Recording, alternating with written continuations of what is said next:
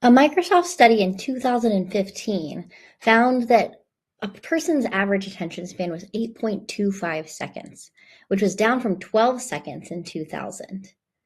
But here's the thing, that was 10 years ago. We're looking at 2025. If we're looking at how that has gone down, how much can we assume that that attention span is down now? With the constant scroll, the fact that we're busy, the things that we're doing. And what we're finding is that this is causing people to, one, look lazy, and making it to where your brain isn't actually paying attention to the things that it needs to be paying attention to. Because of this, the prefrontal cortex, that front part of your brain, it fatigues quickly under multitasking and excess stimuli.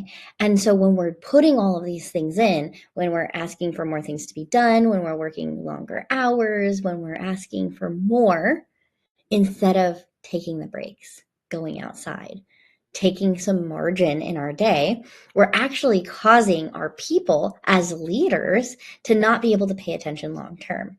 And so it's this funny phenomenon of we're have the ability to be more productive than ever, but because of the way that we function as humans, makes it harder for us to do that.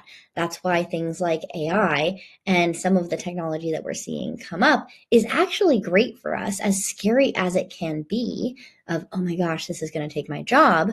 There's also a lot of benefits to that, because if we can get the busy work off of people's plates, the things that people don't actually want to do, we can make it to where it's easier for them to do the things that they're the best at, that they're the most capable of, and give the space for them to not have this extra fatigue on their prefrontal cortex. And so you might be saying, Kabrina, what does that mean for me? What does that mean when I'm thinking about how I'm going to show up and how I'm going to have a longer attention span and how I can just power through?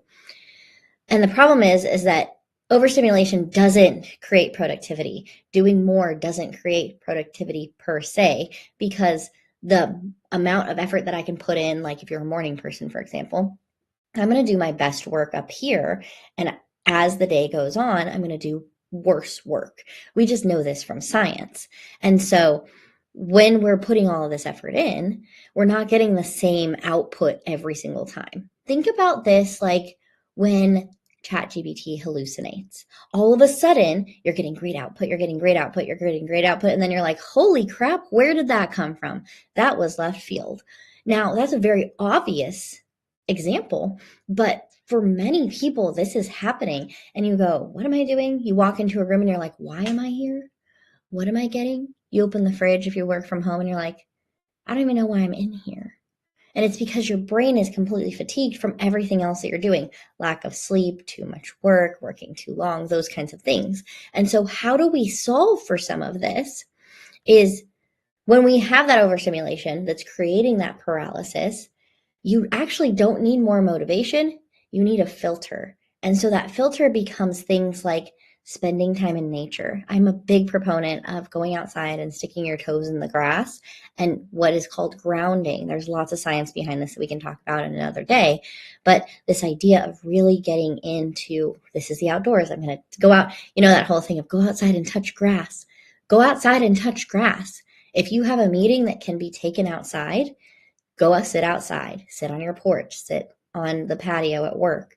Do what it takes for you to take those moments. Even if you have to habit stack, those are really important things. So a lot of times I'll do videos outside. I will make some things for my landing pages sitting on the porch because of this idea that I'm busy. I'm a single mom with 5 kids. I run a business full time.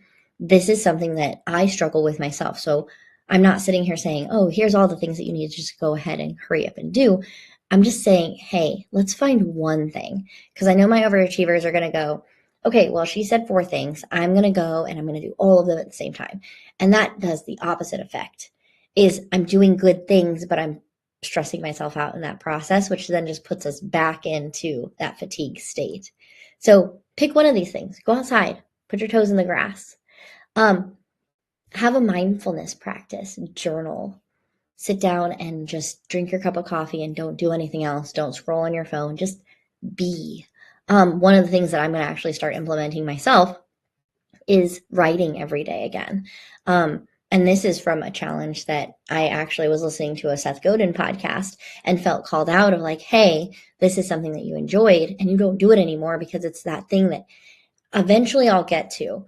Eventually I'll do that. Eventually I'll do this when there's time, when it allows. And the problem is that saying of if they can, if they wanted to, they would, that is very much true in this state. Excuse me. Because of the fact that when we want to do something bad enough, we will make time for it. When we want to spend time with a person, when we want to learn a new thing, when we want to do the next big thing in our life, we will make time for that. So what are you making time for? Are you making time for Netflix? Or are you making time for the things that you want to do in your career later on? And these kinds of practices can help reduce that fatigue on your prefrontal cortex and make you more productive long term. And this is why things like taking time to play, finding different ways that you can do things within your life is very vital to your success long term.